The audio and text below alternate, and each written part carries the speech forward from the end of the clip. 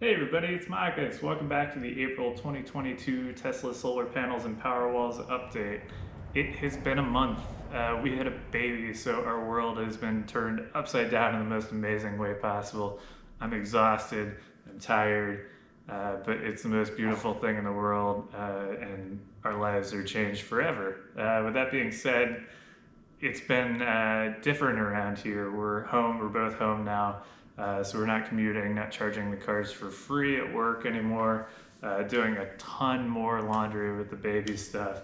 So our house usage has gone up by about 50%, but the system here is handling it like a champ. We still haven't hit the grid up since the middle of January when we went to the time to use plan, so that's pretty awesome. Going forward here for the monthly updates, we did have a power outage in the beginning of April. Just show you here on the impact screen. Basically, it just was a few seconds, didn't even know it happened to look at the app later in the day and saw like, oh, we had a power outage. The clocks on the appliances didn't go out, lights didn't flicker. Didn't know it happened other than seeing it in the app, so that's the beauty of the Powerwalls. Second one here is the Storm Watch function. We had our first, with that new functionality, our first event. It was a red flag warning. That is one of those high wind events around here. It doesn't typically knock the power out. So I actually opted out of it eventually because it'll just continue to charge from the grid overnight when we don't need it. Our system will last overnight, recharge itself in the morning, so there's no reason to use the grid power. I'll kind of show you here, you can see, it might be over there, you can see going through the menus, you can actually opt in and out of these events. Once you opt out, you can opt back in later if you want to. This one just had a little bug because it's got the wording like you've already opted out. However, I hadn't opted out at that point. Meh, whatever. But it worked well. It seemed you could opt in and opt out, no problem. Other things that happened is that the app updated, I think, to 4.8.0. Might be some point releases after that too. That added some new functionality for the Powerwalls.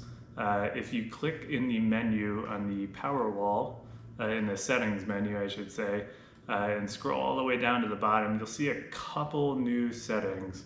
One of them is the permission to export, which I think is just like a PTO setting. I'm wondering, here in California, we have the NEM 2.0 or net energy metering.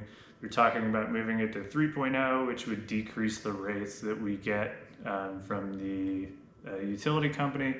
It also might introduce a set, like fixed amount that you would pay per kilowatt for your array. So say it was like a 12 kilowatt system that we have, you'd pay $8 a kilowatt, so it would be 96 bucks a month.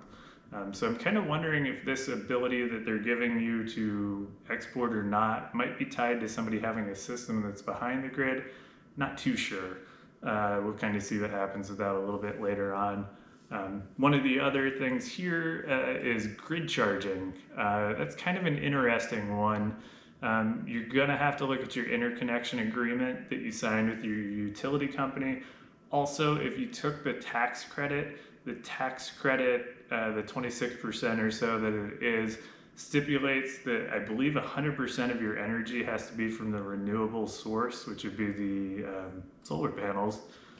So charging from the grid is kind of an iffy area. From what I've read online, it's something like 5 years that you have to not use grid charging. So I've left that off on ours for the time being. That's another one of those. We'll kind of see what happens as time goes on. I'm not going to turn it on and risk, having to explain something later. It just guess you could potentially use that for like an energy arbitrage where you charge at night and then sell back to the grid later in the day when your rates are maybe higher.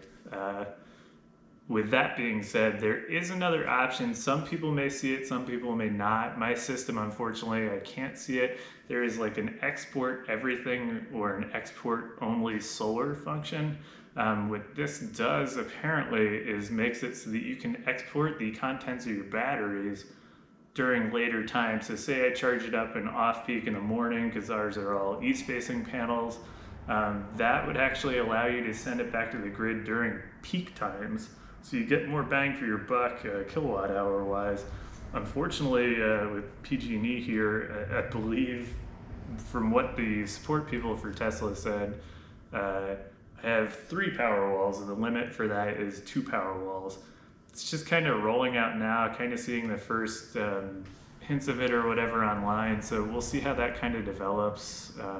That would be kind of useful to cover our, or to replace the off-peak to the peak, because we just generally produce 95% of our electricity during off-peak, but kind of see how that goes. So I think that's it for the month. Let's go into the data here. As always, if you like what you're seeing, hit like, hit subscribe. If you have any questions, let me know. And if you're interested in getting a system, either use your own referral code from your Tesla vehicle, that you have in your app in the loot box. Otherwise, on the comments down below, you can use mine. It'll get you $300 or $500 off your system. Let's look at the data. The big difference this month was our home usage. It was up about 50%, 300 or so kilowatt hours, as you can see. A good majority of it actually was the cars charging here, because we weren't going to work and charging for free. That added about a little over 200 kilowatt hours to the total. The rest of it was we're just doing a lot more laundry, and we're both at home during the day too, so just kind of using more energy. Still in that sweet spot, really, of not using any heat or AC at this point. I do anticipate the AC usage going up here in the future. Don't know if it'll be May or June, definitely June, but at that point it should start eating into the excess that we're sending back to the grid. It is interesting to see we're adding about 400 extra kilowatt hours each month as we get closer to the peak production during the summer. In February we were a little over 1,100 kilowatt hours, March 1,500 kilowatt hours, and we're getting close to 2,000 kilowatt hours in April here. I'm excited to see what we'll hit as a production number in May. The high in March was 65 kilowatt hours. In April it was all the way up to 77.7 kilowatt hours. I'm wondering if we'll get close to 85 or 90 kilowatt hours. I guess we'll see on that one. Our average in March was 50 kilowatt hours. We're doing about 15 or so kilowatt hours extra per day on average in April. So really just amazing to see the production really go up and up. Powerwall discharge is relatively similar. We used about 100 extra kilowatt hours this month that I really attribute to the car charging. On average, we're still using just, around 1 Powerwall's worth of electricity overnight from sundown to sunup. Even on the worst day, we used 35 kilowatt hours, which is about 90% of the 3 Powerwalls capacity. Still enough to keep us off the grid overnight. We didn't use the grid at all this month. I do generally try to avoid using the Powerwalls to charge the car batteries, just because there is that conversion loss of about 10%. So typically I'll try and charge during the day so we avoid discharging the Powerwalls so much. In terms of grid use, we still stayed, pretty much completely off the grid here. We did send back about 60 extra kilowatt hours if you compare March to April, around 850 kilowatt hours in April here.